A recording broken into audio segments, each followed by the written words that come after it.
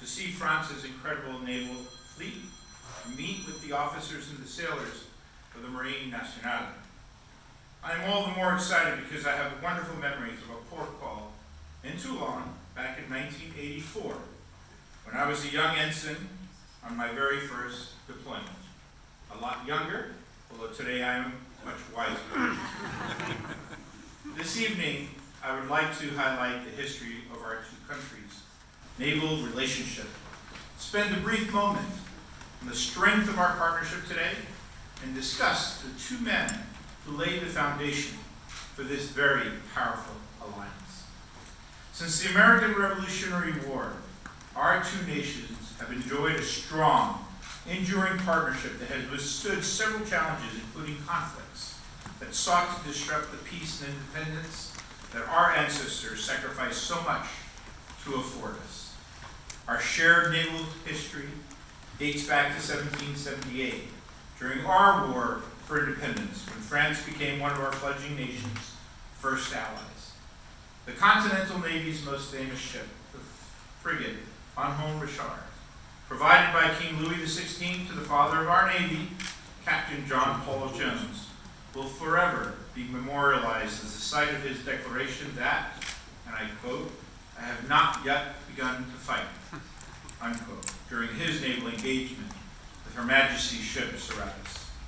And beyond providing our sailors with ships, France lent us the power of its own very fleet. The Comte d'Estaing, with his squadron of 17 ships, departed Toulon en route to Delaware Bay, not far from Washington, D.C., to counter the Royal Navy. In 1781, the Comte de Grasse sailed his fleet from Brest to the Chesapeake Bay, enabling the decisive feat of Lord Cornwallis and his British troops at Yorktown, Virginia. This victory laid the groundwork for the end of the conflict, with peace codified 2 years later in 1783 with the signing of the Treaty of Paris. If you fast forward to the 20th century, during the First World War, an American fleet of over 400 ships sailed to Europe to support the Marine Nationale in the defense of the Atlantic against the threat posed by German U-boats. Additionally, our Marines went ashore in Europe, fighting alongside French soldiers at the battles of Bellewood, Saint-Michel, and Blanc-Mont Rouge. During World War II, after the scuttling of the French fleet to avoid its capture by German forces, we worked together to reconstitute the Marine Nationale, providing French sailors with training in northern Africa, as well as over 125 ships to sail on. We served together again in Operation Dragoon, where the French Navy supported Allied landings in Provence, as well as the liberation of Toulon from German hands. Over half a century later, you were there for us, once more, in the wake of the attacks against New York City, my hometown, Somerset County, Pennsylvania, the Pentagon, on September 11, 2001. And I was in New York City on September 11th of 2001. At our darkest hour, France was one of the first nations to offer support, deploying alongside our forces to the Middle East as part of our campaign against terrorist organizations. Our nations, our navies, continue today to grow closer and stronger together. In December of 2021, shortly after I took office, our two nations entered into the Strategic Interoperability Framework, aimed at enhancing Navy-to-Navy operational compatibility. A prime example of our naval cooperation since the signing of the framework is USS Ross's, which is one of our Arleigh-Burke-class destroyers, 2022 cooperative deployment as part of the Charles de Gaulle Strike Group, demonstrating the existing high level of interoperability between U.S. and French warships today. Today, our ships sail together throughout the world, including under the NATO banner as members of Standing NATO Maritime Group 2 in the Mediterranean Sea. And we look forward to exploring how we can best support the Marine Nationale as it embarks on designing, building, and fielding its next generation of nuclear-powered aircraft carriers. Our thriving naval partnership today is indeed rooted in centuries of history, built upon enduring personal relationships between citizens of our two nations. Indeed, I believe we are standing here today as allies, as friends, also largely because of the relationship that two men forged almost 250 years ago. Allow me to take you back in history for a moment to the year 1776, when 13 British colonies in the New World boldly declared their independence. The colonists' struggle for independence and dedication to establishing a democratic form of government resonated with the young Marquis De Lafayette, a member of the French nobility.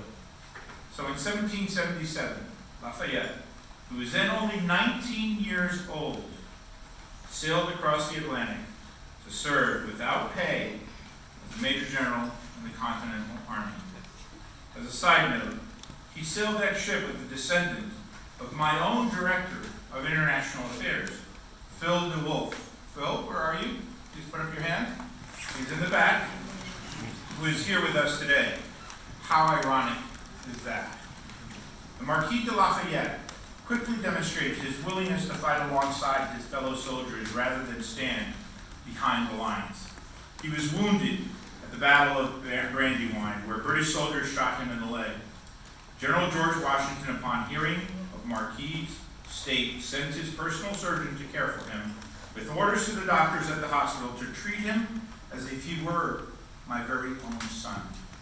After his recovery, Lafayette joined General Washington as a member of his personal staff, forming a bond that has been characterized as the one shared between a father and a son. These two men, both during and after the American Revolutionary War, dedicated their lives to fighting against tyranny and depression. Their shared ideals that all people deserve liberty and the pursuit of happiness, as well as an unflinching commitment to democratic governance, are the foundation upon which the relationship between France and the United States of America continues to build upon today. Just think, were it not for the Marquis de Lafayette's willingness, along with that of tens of thousands of his compatriots, to fight alongside our Continental Army and Navy during our Revolutionary War centuries ago, we might not be here together this evening.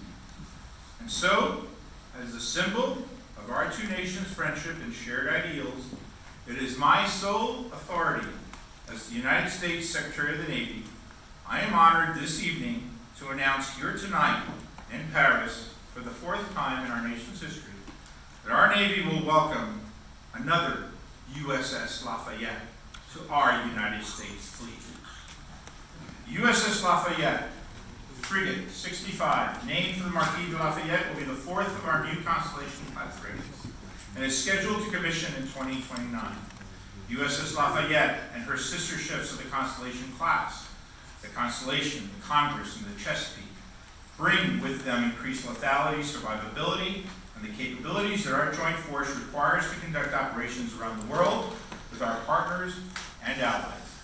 Just as her namesake, the Marquis de Lafayette, did almost 250 years ago, USS Lafayette and her crew will stand ready to answer our nation's call to defend our shared principles around the world, ensuring that our global maritime commons remain free and open for all who wish to use them for lawful activities. We will share updates on USS Lafayette's progress as our sailors, our civilians, our industrial partners work tirelessly to bring her to life. And we look forward to gathering again when she is ready to enter service. As I close, as we reflect on our shared history between our two nations, I am proud that today we will stand together, shoulder to shoulder, and I am truly grateful that we can call each other not just allies, but friends. I, along with the nearly 1 million sailors, Marines, and civilians throughout the United States Department of the Navy, value our close friendship. And we look forward to what the future holds for us as two maritime nations focused on preserving freedom and democracy around the globe for generations to come. Mr. Secretary, thank you very much for reminding us the storied islands of our two navies. No doubt, every sailor here is filled with pride. Our operational effectiveness is rooted in history, in the battles of the War of Independence, on the eastern seaboard, in the mud of the trenches of the First World War, on the beaches of the D-Day in 1944, we will never forget. The decision to name the fourth Constellation Frigate Lafayette brings this shared history to life. We are particularly honored by this. Early in my tenure, I instituted an annual celebration of Battle of Chesapeake, what you call Battle of the Capes, throughout the Marine National, so this naming ceremony resonates personally with me. This choice is based on the conviction that the era of strategic uncertainty ahead requires enhanced combat readiness. Absolute preparedness for the violence of combat and resilience in crisis demands resources, training, and above all, moral strength. Part of this moral strength draws its energy from our traditions, our know-how handed down from generation to generation, but above all, from our history. Celebrating our great victories is a source of pride that helps to build a positive sense of ourselves. The Battle of the Capes has particularly strong symbolic significance. On the 5th September 1781, Admiral de Grasse defeated the English fleet on the mouth of Chesapeake Bay, which has soon led to the fall of Yorktown, as you say, paving the way for American independence. A successful tactical battle, which became a strategic turning point. This is the story. The lessons from this victory are still with us today. Tactical innovation, the importance of training, the resilience of crews in face of adversity, rapid decision-making by commanders, courage, and the natural jaundice of combat. Every sailor, no matter his specialty or rank, can draw on this lesson of courage and commitment. That's why we celebrate this victory every 5th of September. That's how we keep our shared history alive. Mr. Secretary, in response to your announcements, I want to offer you this gift.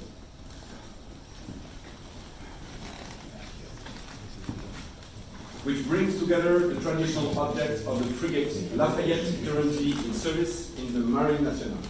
C'est la table de voûte de la Marine Nationale, Frigate Lafayette. Just as the first steel for your frigate Lafayette is about to be cut, this gift creates a symbolic link between these two ships, which will bear the same name. In 2029, when your frigate will be commissioned, ours will be nearing the end of her operational life. It will be a kind of passing of the baton, which begins today. The spirit of Lafayette will endure. Thank you very much, and vive les États-Unis et vive la France.